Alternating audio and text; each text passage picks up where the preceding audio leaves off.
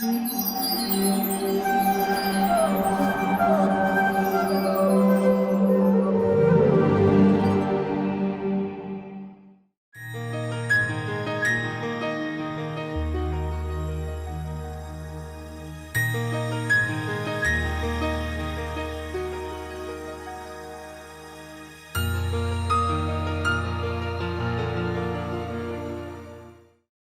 कृष्ण। तो हमने देखा अभी कैसे ये दो अर्जुन वृक्ष, जुड़वा वृक्ष, जो नारद मुनि के श्राप से यक्ष के ये दो पुत्र नल कुबेर मणिग्रीव, ये दोनों बने वृक्ष। लेकिन कितना महान सौभाग्य है, वृक्ष बने भी तो कहाँ बने? भगवान के आंगन में।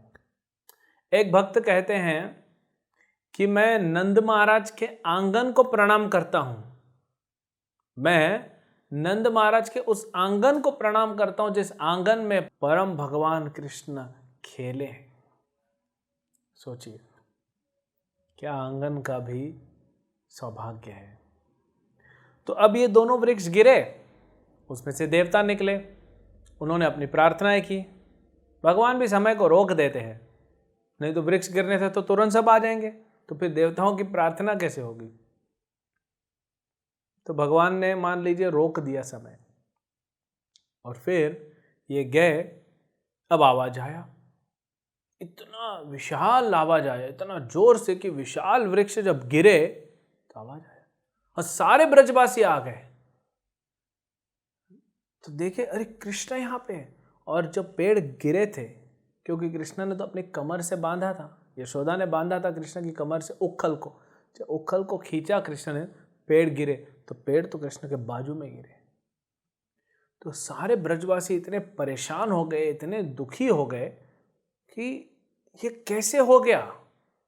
अगर थोड़ा सा भी इधर उधर होता तो ये तो लाला के ऊपर गिर जाता, इसका कचूमर बन जाता, क्योंकि बिल्कुल बाजू में दोनों वृक्ष गिरे थे।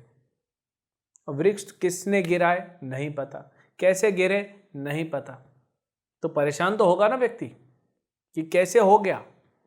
आप घर में बैठे हैं, आप बैठ के कुछ टीवी देख रहे हैं और सडनली आपका टीवी नीचे गिर जाए, तो आप कैसे गिर गया, उसका कीला निकल गया, क्या हो गया, कुछ तो विचार करेंगे। तो ये सब विचार करने लगे। अब रिसर्च वर्क चालू हुआ। कुछ गोपों ने कहा कि ये वृक्ष तो एकदम नए हैं, नए मतलब मजबूत हैं अभी भी। ऐसा देखो, वृक्ष होता है उम्र हो गई, बूढ़ा हो गया, हालांकि ये भी देवताओं के 100 वर्षों के लिए खड़े थे, इतने सालों से ये खड़े थे यहाँ पे, लेकिन इनकी जड़ मजबूत थी। पता पड़ता है ना, वृक्ष को देख के खोखली नहीं हुई। तो गोपों ने कहा ऐसा हो ही नहीं सकता कि पेड़ अपने आप गिर जाए। किसी ने कहा जहां पे भी कन्हैया है कुछ तो गड़बड़ हो जाता है। सारे असुर लगता है इसी को मारने के लिए आते हैं। क्यों ऐसा होता है इनको नहीं पता। अरे वही बुला रहा है, भगवान ही बुला रहे असुरों को अपने पास। आप लोग को सुरक्षा दे रहे, असुरों को बुला के उनका वध कर रहे हैं। तो वहां पे कुछ पंचायत अब बैठी।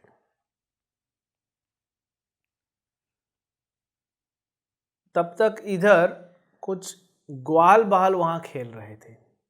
अब तो पंचायत बुलाई गई, लेकिन पंचायत बुलाने के पहले उपनंद जो थे, नंद महाराज के बड़े भाई, उन्होंने बुलाई पंचायत। लेकिन उसके पहले क्या हुआ, तो यहाँ पे कुछ बच्चे खेल रहे थे, उन्होंने देखा। तो किसी ने पूछा, भाई तुम लोगों ने कुछ देखा, कैसे पेड़ गिरे? बोले हमने देखा ना, बिल्कुल देखा। बोले कृष्ण आ रहा था, बकैया चलते, और उखल उसके पीछे आ रहा था। कृष्ण पेड़ से निकल गया और जोर से झटका मारा उखल को, और दोनों पेड़ गिर गए। और उस पेड़ में से सुंदर देवता निकले और वो हाथ जोड़ के कुछ कह रहे थे कृष्ण को। वो छोटे बालक थे, वो संस्कृत पढ़े नहीं थे, तो संस्कृत की प्रार्थनाएं समझ नहीं पाए। बोले कुछ कह रहे थे, हाथ जोड़ रहे थे, कृष्ण का प्रदक्षिणा किया और फिर चले गए हवा में। तो जितने भी गोप थे, गोपियां थी, उनका इतना स्नेह है, इतना प्रेम है।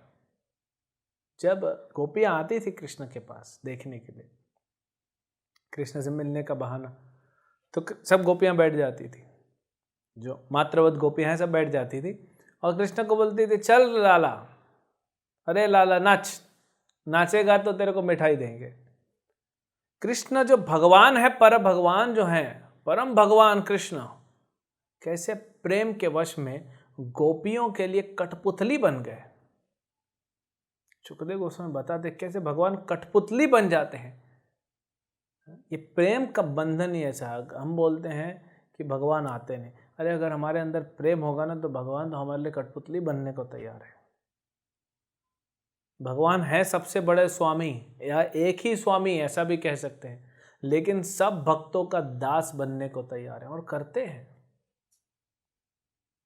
जब प्रभु राम ने विभीषण का तिलक किया और कहा लंकेश, तो सुग्रीव ने कहा प्रभु आपने इसको लंका दे दी।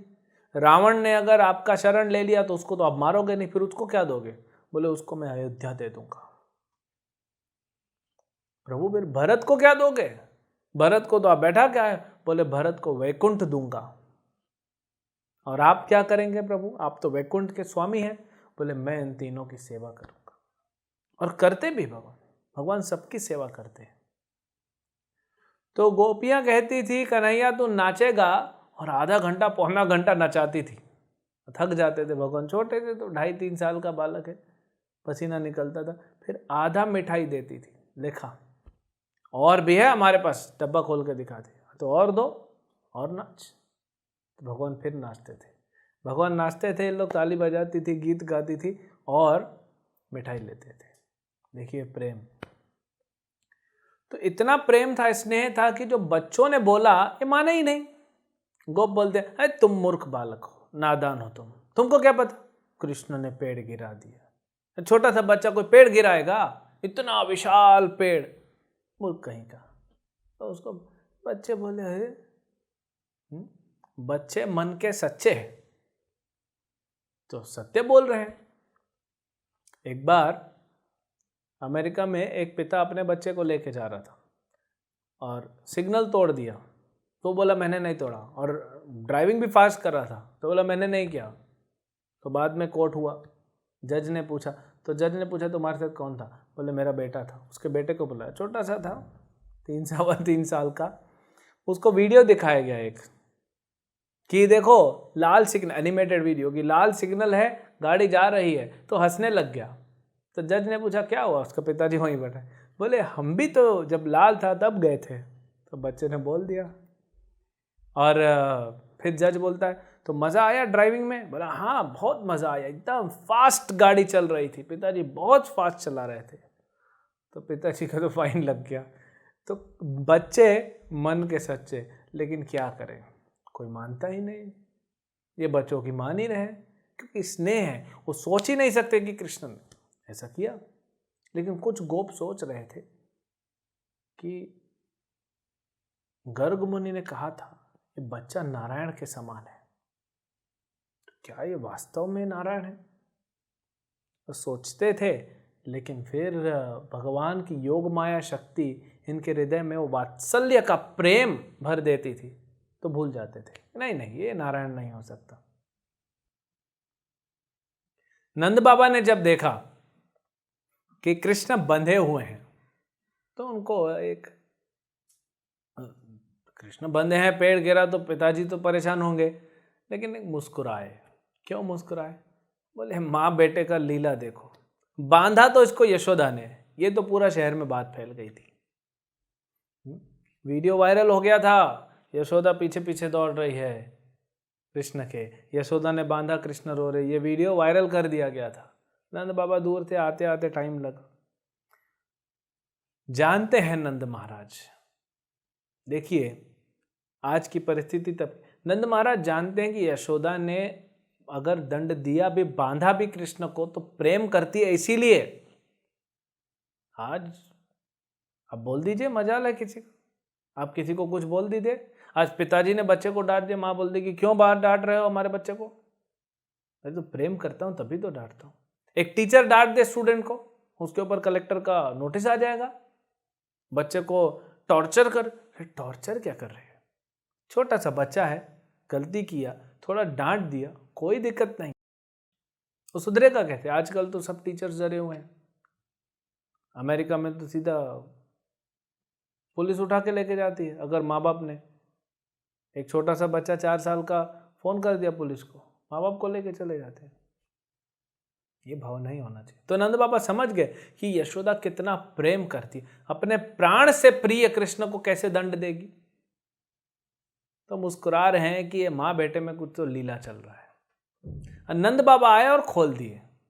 अब ये भी, इसके पीछे भी कारण है। 5 रस होते हैं, 12 रस होते हैं, 5 प्रमुख रस होते हैं। शांत रस, जो गाय, बंसी, भगवान कपड़े, चप्पल, ये सब शांत रस में भगवान की सेवा करते हैं।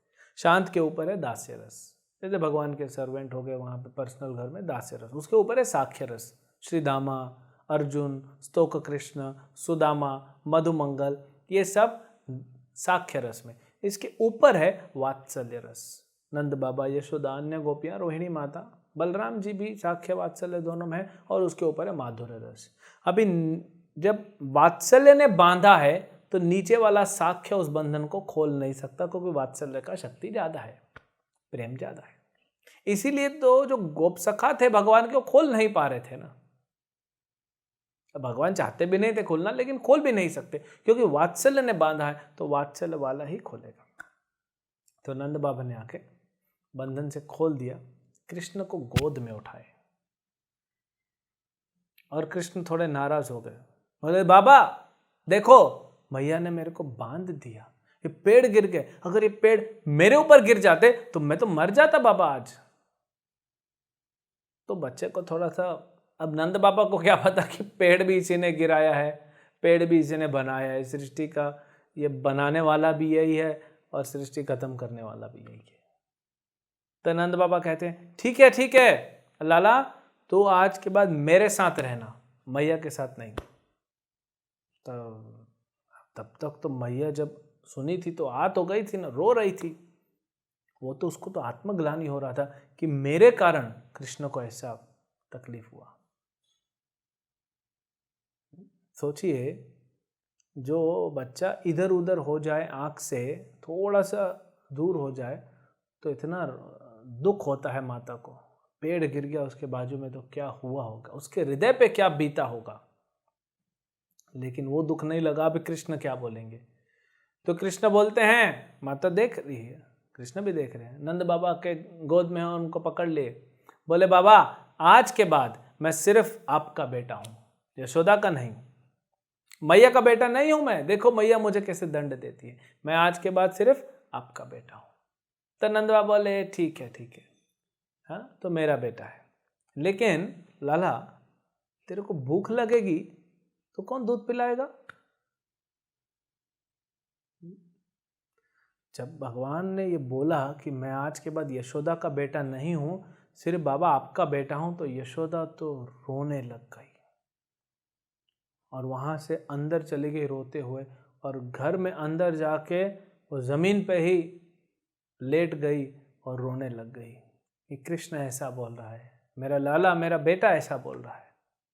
नहीं सह सकती वो। सोचिए कितना दुख जब भगवान गए ब्रज से बाहर। एक हिसाब से भगवान जाते भी नहीं हैं, लेकिन लीला करने के हिसाब से। तो इधर यशोदा कुछ नहीं करती थी, बस बैठ के रोती रहती थी बाहर पूरा जीवन, कि लाला ने बोला आएगा, कृष्ण ने बोला वापस आएगा, खाना पीना सब छूट गया। तो माता को कितना दुख लगा। तो नंद बाबा समझ गए। तो नंद बाबा ने कहा कृष्ण को कि तुमको अगर भूख लगेगी तो कौन खिलाएगा? तब सोचने लग गए कृष्ण, दूध कौन पिलाएगा, तुमको मिठाइयाँ कौन खिलाएगा, संदेश कौन बना के देगा, कौन तुमको नहलाएगा धुलाएगा प्रेम करेगा? तो समझ गए। तो तुरंत बाबा मेरे को नीचे उतारो, नीचे उतारो, तुरंत नीचे उतारे। अब मैया मैया बोलते हुए अंदर चले गए। कृष्ण थोड़ी मैया से दूर रहने वाले हैं। और तब जाके कृष्ण ने, उधर यशोदा जमीन पे लेटी हुई रो रही थी, इतनी दुखी थी। तो कृष्ण गए, उठाया, बोले मैया उठो, मेरे को भूख लग रही है। तब कृष्ण ने यशोदा को उठाया, यशोदा ने कृष्ण को गोद में लेके दूध पिलाया। अब ये पेड़ का गिरना होते होते शाम हो गई थी, संध्या हो गई थी, थोड़ा अंधेरा हो गया था। दूध पी के गोपियों ने देखा कृष्ण को कहीं लगा तो नहीं। पेड़ तो बाजू में गिरा, लेकिन कुछ होता है ना, कुछ खरोच आ गया, कुछ हुआ, कुछ तो हुआ, देखो तो सही। अब लाइट तो है नहीं, तो गोपियों ने दिया जलाया। दिया, आप देखेंगे आज भी कुछ मंदिर हैं दक्षिण भारत में जहाँ लाइट नहीं रखते, लेकिन दर्शन करने जाएंगे तो पुजारी आपको दिए से भगवान का चरण दिखाता है, कमर दिखाता है, भगवान का वक्षस्थल दिखाता है, भगवान का चेहरा दिखाता है। तो सब गोपियों ने भगवान के हर अंग के सामने दिए से लाइट, जैसे आजकल मोबाइल से लाइट करते हैं, अगर लाइट चली जाती तुरंत मोबाइल का टॉर्च जला लेते, तो दिए से दिखाया हर जगह कि देखो कहीं लगा तो नहीं लाला को, कृष्ण को कहीं लगा तो नहीं, तो पूरा देखें। और इसीलिए आज भी भक्त लोग, भगवान के भक्त हर जगह, कहाँ कृष्ण का मंदिर है, ये दामोदर लीला मनाते हैं। ये बड़ी रसिक की, बड़ी प्रिय लीला है भक्तों के लिए। बड़ा ही आनंद है इस दामोदर लीला, बहुत कुछ सीखने को तो मिलता है, लेकिन आनंद भी है। ये माँ बेटे का जो प्रेम का आनंद है वो देखने मिलता है। तो सत्यव्रत मुनि ने तो एक दामोदर अष्टकम भी लिखा है। और भगवान ने 12 महीने जो होते हैं ना, चैत्र का, भाद्र का, उसमें एक महीने का नाम जो दिया है भगवान ने, वो पूरा महीने का नाम है दामोदर मास, जिसको कार्तिक मास भी कहते हैं। तो कार्तिक के महीने में भगवान के सारे भक्त प्रायः धाम यात्रा करते हैं। कार्तिक बड़ा शुभ है। और दूसरा, दामोदर महीना इसीलिए कहा जाता है कि डेली भगवान के भक्त यशोदा और दामोदर की स्पेशल आरती करते हैं और दामोदर भगवान को दिया दिखाते हैं। एक तो आरती करने के लिए दिया, दूसरा क्योंकि गोपियों ने दिखाया था कि कहीं लगा तो नहीं, तो ये भी शाम को संध्या के वक्त ये दामोदर अष्टकम गाया जाता है। और आप भले कहीं पे भी हो, मंदिर में नहीं भी हो, कृष्ण का एक फोटो को भी लेके, भगवान का पिक्चर भी अगर आपके पास होगा, वो स्पेशली कार्तिक महीने में, दामोदर महीने में, भगवान को थोड़ा सा दिया लेके, एक दिया लेके थोड़ा घी डाल के और भगवान के सामने रख सकते हैं। भगवान बड़े प्रसन्न होते हैं, बहुत बहुत पुण्य कमा सकते हैं। देखिए, कृपा भगवान तो यशोदा और नंद बाबा और ब्रजवासियों पे किए, लेकिन वो लीला की ऐसी छाप छोड़ गए कि सुनने से हमारा हृदय शुद्ध होता है, भगवान के प्रति हमारा प्रेम बढ़ता है। और भगवान को दीप दिखाने से दामोदर महीने में भी हमारा भक्ति बढ़ता है भगवान के प्रति और हमारा हृदय शुद्ध होता है।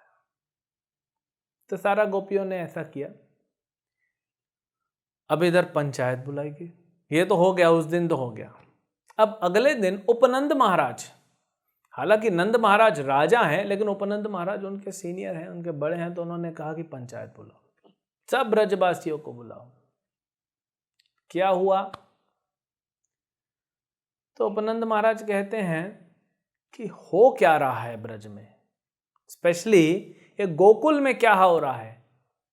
जब से कृष्ण का जन्म हुआ है, कोई ना कोई राक्षस, कोई ना कोई असुर आ रहा है, कोई दुर्घटना घट रही है। कुछ नहीं था, ये पेड़ अभी का ले लो, पहले पूतना आई, सकटासुर, गाड़ी खड़ी है, उनको तो नहीं पता था उसमें असुर था, गाड़ी खड़ी है और अपने आप ब्लास्ट हो गई।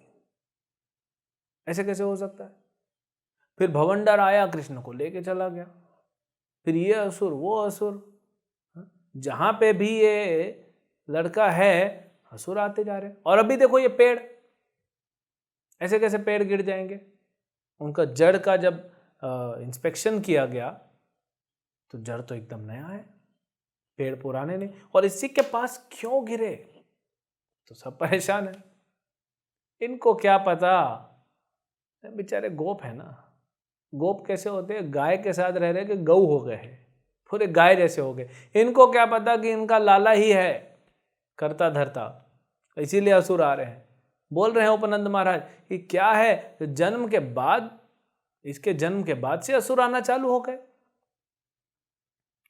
तो फिर सब लोग सोचे, विचार किए, डिस्कशन हुआ और निर्णय ये हुआ, कृष्ण भी वहां थे, कृष्ण सुन रहे थे, निर्णय ये हुआ कि ये जगह पे कुछ अपशगुन है। होता है ना, स्थान का भी प्रभाव पड़ता है, स्थान में अगर नेगेटिव एनर्जी रही तो उसका भी प्रभाव पड़ता है। तो बोले स्थान हम छोड़ देंगे। अब कोई एक फ्लैट में तो रहते नहीं थे, चलो ये फ्लैट इस मोहल्ले को छोड़ के हम दूसरे मोहल्ले में चले। गोप हैं, लाखों लाखों गाय हैं, इतनी बड़ी कम्युनिटी, लोग को जहाँ जाना है वहाँ पे पानी का सोर्स होना चाहिए, वहाँ पे गायों के लिए होना चाहिए, वहाँ पे खेत होने चाहिए, ऐसे कैसे चले जाएं। फिर भी विचार किया और ये निर्णय हुआ कि जाएंगे गोकुल से नंदग्राम, गोवर्धन के पास, क्योंकि भगवान को अब गोवर्धन के पास लीलाएं करनी है, सब भगवान का रचा हुआ प्लान है। उधर राधा रानी का जन्म होता है रावल में, जो गोकुल के पास है।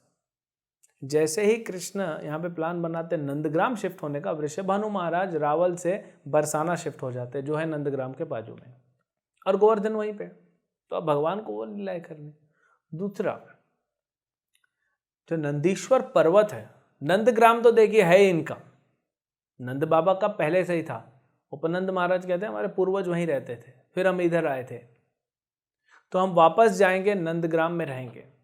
और नंदग्राम में जो नंदीश्वर पर्वत है वो एक्चुअली भगवान शिव हैं। बरसाना के 4 पर्वत ब्रह्मा जी हैं, नंदीश्वर शिव हैं और गोवर्धन विष्णु हैं। ये तीनों वहां पे रह रहे हैं। तो नंदीश्वर पर्वत पे जाके रहेंगे और वहां पे बहुत जगह है, गायों के लिए भी है, पानी भी है, गोवर्धन भी है वहां पे, तो हम सब वहां जाएंगे। तो ये निर्णय लिया गया जब भगवान 3 साल और 4 महीने के थे कि अब चला जाए। दिवाली का दिन था, अब तैयारी करो।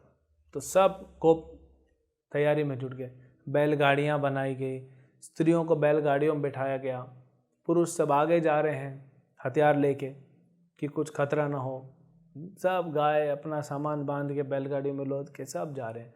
तो पहले गए वृंदावन, वहाँ रहे 6 महीने के लिए और फिर वहाँ से निकले। ऐसा नहीं ना कि एक ही दिन में पहुँच गए, वहाँ रहे अपना 6 महीना रहे वहाँ पे और फिर वहाँ से नंदग्राम गए।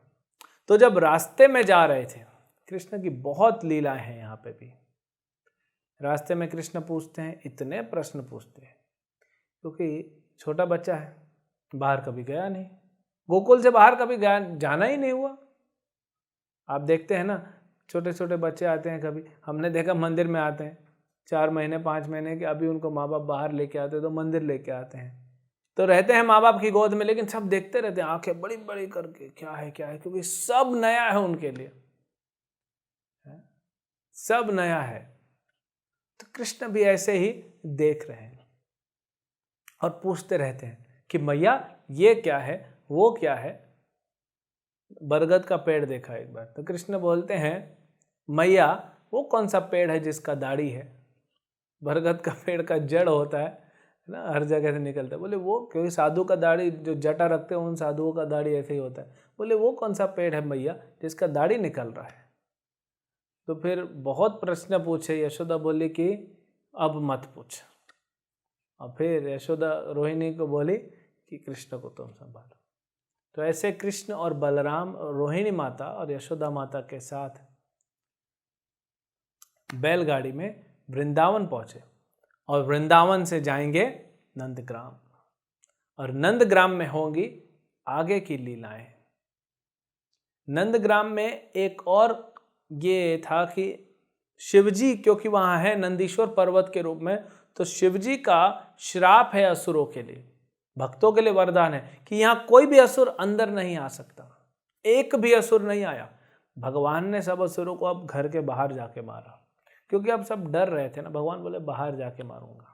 वो तो अलग बात है कि बाद में फिर पंचायत बैठेगी, बोले हम तो नंदग्राम आ गए, असुर घर में नहीं आ रहे, ये बाहर जाता है असुर, इसको पकड़ते हैं।